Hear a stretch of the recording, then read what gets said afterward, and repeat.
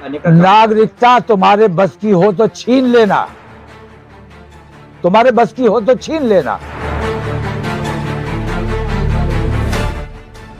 चुनाव से पहले हर वो चीज लागू हो जाएगी जिससे उन्हें चुनावों में फायदा हो। चौधरी चरण सिंह वाकई भारत रत्न अवार्ड के सच्चे मुस्तहिक थे, पहले से दिया अब जा रहा है, मैं उसका स्वागत करता हूं। लेकिन जिस तरीके से दिया जा रहा है, जिस नियत से दिया जा रहा है, उस नियत की मैं लानत भेजता हूं, उसकी मजम्मत करता हूं। आजाद नेशन न्यूज, पैनी नजर, हर खबर। बरेली में शनिवार को अपने निवास पर मौलाना तौकीर रजा ने मीडिया से बात करते हुए कहा कि चौधरी चरण सिंह ने किसानों, आपसी प्रेम और देश के लिए जो काम किए वह एक मिसाल हैं। वास्तव में चौधरी साहब हमेशा भारत रत्न थे। उनको भारत रत्न का ऐलान भाजपा सरकार का चौधरी साहब से लगाव या हमदर्दी नहीं, बल्कि आगामी चुनावों में फायदा उठाने के लिए जयंत चौधरी को अपने पाले में लाने के लिए रिश्वत है। सही बात तो यह है कि जयंत चौधरी को अपने पाले में लाने और पश्चिमी उत्तर प्रदेश में जाट मुस्लिम एकता को तोड़ने के लिए है। हम जयंत चौधरी से कहते हैं कि चौधरी चरण सिंह के सम्मान को कम करने का काम न करें। भाजपा के साथ जाकर वह इस सम्मान को कम कर रहे हैं। कल बरेली में मस्जिद मदारिस के खिलाफ चल रही मुहिम में विरोध दर्ज कराकर वापस जा रहे हमारे बच्चों पर जिन लोगों ने हमला किया, उन लोगों को पहचान कर सख्त कार्रवाई की जानी चाहिए। इसके पीछे कौन से संगठन शामिल हैं, इसकी जांच कर कार्यवाही की जाए। मौलाना ने कहा, कल पुलिस प्रशासन ने समय रहते सख्ती दिखाई, वरना यह लोग दंगा कराने की कोशिश में थे। उन्होंने कहा कि हमें पूरा यकीन है कि पुलिस प्रशासन निष्पक्ष जांच कर कार्यवाही करेगी। हमें उम्मीद ही नहीं, यकीन है कि जिन पत्थरबाजों ने हमला किया उन्हें शीघ्र गिरफ्तार किया जाएगा। CAA लागू होने के सवाल पर कहा कि हर वो चीज जिससे उन्हें चुनाव में फायदा होगा लागू किया जाएगा। उन्होंने कहा, आप जन्म से हिंदुस्तानी हो, फिर भी आप अपनी हिंदुस्तानियत साबित नहीं कर सकते। इसमें सिर्फ मुसलमान ही परेशान नहीं होगा, हिंदू भी परेशान होंगे, जैसा कि बंगाल में और आसाम में देखा गया है। तौकीर रजा के शुक्रवार के प्रोग्राम के बाद मौलाना के बयान का हवाला देते हुए मौलाना तौकीर रजा पर कार्यवाही की मांग कई हिंदू संगठनों द्वारा की गई। कहा गया कि मौलाना तौकीर रजा ने मुख्यमंत्री, प्रधानमंत्री और CGI के खिलाफ अपशब्द कहे हैं।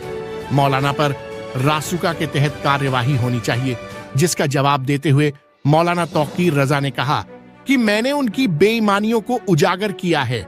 मैं अमन कायम रहे, इसको लेकर खुद गिरफ्तारी देने गया था।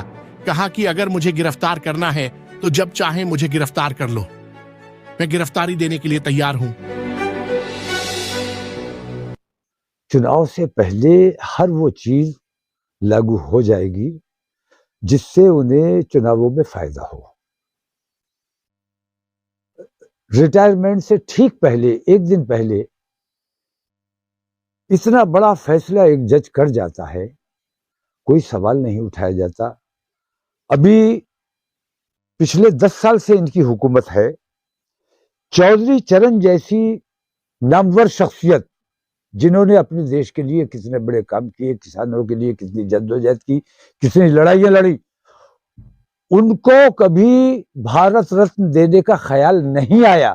चुनाव के ऐन वक्त रिश्वत के तौर पर जयंत चौधरी को खरीदने के लिए, तो ये तमाम चीजें जो है, ये पता चलता है कि ये लोग कितने बड़े बेईमान हैं और अपने देश के सम्मान को बेचने का काम और लोगों को खरीदने का काम किया जा रहा है। चौधरी चरण सिंह वाकई भारत रत्न अवार्ड के सच्चे मुस्तहिक थे, पहले से दिया अब जा रहा है, मैं उसका स्वागत करता हूं।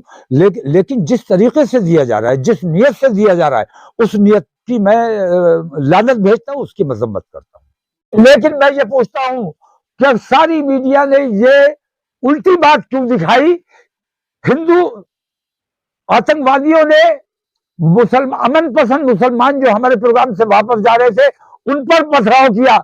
हमारे लड़के घायल हुए, सर फट गए, अस्पताल में पड़े, घरों पे पड़े हुए। उनको ना दिखाकर ये दिखाया गया कि हमारे लोगों ने हमारे भड़काने पर शहर का माहौल खराब किया। शहर का माहौल जिन लोगों ने खराब करने का काम किया है उन पर अगर कानूनी कार्रवाई नहीं हुई, ये अब पुलिस और प्रशासन के ये साबित करने का मौका है कि वो ईमानदारी से काम करते हैं या सरकार की बेईमानी के दबाव में काम करते हैं। अगर ईमानदारी से काम करते हैं तो जिन लोगों ने पथराव किया है हमारे लोगों पर, उन पर सख्त कार्रवाई की जानी चाहिए, वरना मैं दोबारा धरना देने पर और दोबारा गिरफ्तारी देने पर मजबूर होऊंगा।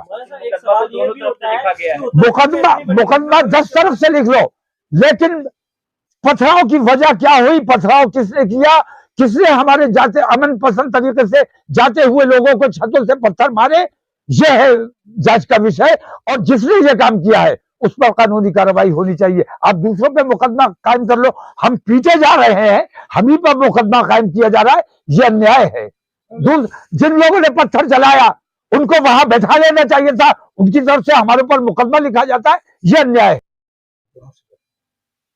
लोकसभा चुनाव से पहले ये सब चुनावी फायदे हासिल करने की बातें हैं, और मुसलमानों से जो उनकी खास नफरत है और मुसलमानों को सताने का जो उनका तरीका है, उस तरीके पर मुसलमानों की दिल आजारी करने की नीयत से और एक वर्ग विशेष को खुश करने के लिए मैं ये समझता हूं कि हिंदुस्तान के कुछ मुट्ठी भर लोग हैं वो जो इन बातों से खुश होते हैं। हिंदू समाज की भी अक्सरियत इन चीजों को समझ चुकी है, महसूस कर चुकी है, और इस बार के चुनावों में जो मोदी जी उम्मीद रखते हैं, जो भारतीय जनता पार्टी उम्मीद रखती है, इनकी इन बेईमानियों को लोगों ने समझ लिया है। अब इनका कोई फायदा होने वाला नहीं है। राम मंदिर का अगर फायदा हो जाता, राम मंदिर का इतना बड़ा, चारों शंकराचार्यों को नाराज करके, हिंदुत्व को नाराज करके, क्योंकि हिंदुत्व के असली अलमबरदार अगर कोई है तो वो चारों शंकराचार्य हैं, उनकी नाराजगी मोल लेकर उन्होंने अपने राजनीतिक लाभ के लिए राम का इस्तेमाल किया। राम का नाम लेके बगल में छुरी लेकर बाकी हिंदुस्तानियों के साथ जुल्म ज्यादती, हिंदू भी, इस समाज भी इस बात को महसूस कर रहा है। अमित शाह जी ने कहा है इससे किसी की नागरिकता नहीं जाएगी, कुछ कट्टरपंथी लोगों को भड़काने का नागरिकता तुम्हारे बस की हो तो छीन लेना, तुम्हारे बस की हो तो छीन लेना। हम अब तुम्हारी इन धमकियों में आने वाले नहीं है। मैंने पहले भी ये बात कहा है कि कोई गैर मुल्की हिंदू अपना मुल्क छोड़कर हिंदुस्तान में आना चाहता है, हमारे देश की हुकूमत की ये जिम्मेदारी है कि उसको अपने यहाँ शरण दे, उसको हिंदुस्तान में नागरिकता दें। लेकिन मुसलमानों से कागज मांगे जाएंगे कि कागज दिखाओ कि तुम हिंदुस्तानी हो कि नहीं, ये बर्दाश्त नहीं किया जाएगा। कोई सा कानून ले आओ, कोई सा कानून ले आओ। परिषद का कहना है और व्यापार मंडल ने आज प्रेस कॉन्फ्रेंस की है, एसएसपी से भी मिले हैं सब लोग, कि आपके खिलाफ एनएसए के तहत कार्रवाई की। मेरे खिलाफ कार्रवाई क्यों नहीं करते? मैं तो स्वेच्छा से गया था, खुद गया था गिरफ्तारी देने, कि अगर मेरी वजह से अमन शांति को कहीं तकलीफ है तो मैं खुद को गिरफ्तार कराने को तैयार हूं, तो मुझे गिरफ्तार नहीं किया। जो गिरफ्तार नहीं होना चाहता उसे आप झूठे इल्जाम लगा के जबरदस्ती गिरफ्तार कर लेते हो, और मैं स्वेच्छा से गया हूं गिरफ्तारी देने, अमन पसंद तरीके से गिरफ्तारी देने गया, मुझे गिरफ्तार क्यों नहीं किया गया? यही सवाल मौलाना, मैं सवाल ये करता हूं, यही सवाल उठाकर राजेश अग्रवाल जी ने उठाया, जो बीजेपी के राष्ट्रीय कोषाध्यक्ष हैं, कि आपने प्रधानमंत्री को अपशब्द कहे, मुख्यमंत्री को अपशब्द कहे, उत्तराखंड के मुख्यमंत्री को, लेकिन आपके खिलाफ कार्रवाई नहीं हुई। सीजेआई को अपशब्द कहे। मैंने तमाम लोगों की बेईमानियों को उजागर किया है और ये बताया है कि ये तमाम बेईमानियां हो रही है।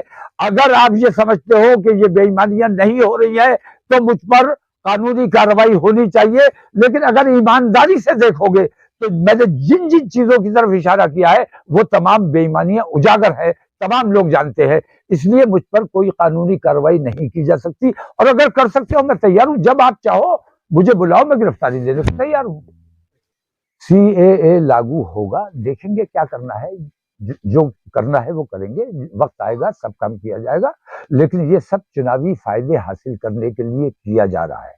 और इसमें कितने हिंदू कितने परेशान हुए हैं ये देख भी लिया गया है, बंगाल में भी देखा गया है, असम में भी देखा गया है, कि मैं कहता हूं आप अपनी हिंदुस्तानियत साबित नहीं कर सकते। जो जन्म से हिंदुस्तान का है आबाओ अजदाद से हिंदुस्तान का है, वो अपनी हिंदुस्तानियत कैसे साबित करेगा? ये तो हिंदू समाज के भी सोचने की बात है, ये सिर्फ मुसलमानों का मसला नहीं है। नमस्कार, आप देख रहे हैं आजाद नेशन न्यूज। अगर आप हमें YouTube पर देख रहे हैं तो हमें सब्सक्राइब करें, बेल आइकन को दबाना न भूलें ताकि हमारी खबरों की लेटेस्ट अपडेट आप तक पहुंचती रहे। वीडियो पसंद आने पर लाइक करें। अगर आप हमें Facebook पर देख रहे हैं तो लाइक और फॉलो करना न भूलें। देश दुनिया की तमाम खबरों के लिए विजिट करें हमारी वेबसाइट www.azadnationnews.com।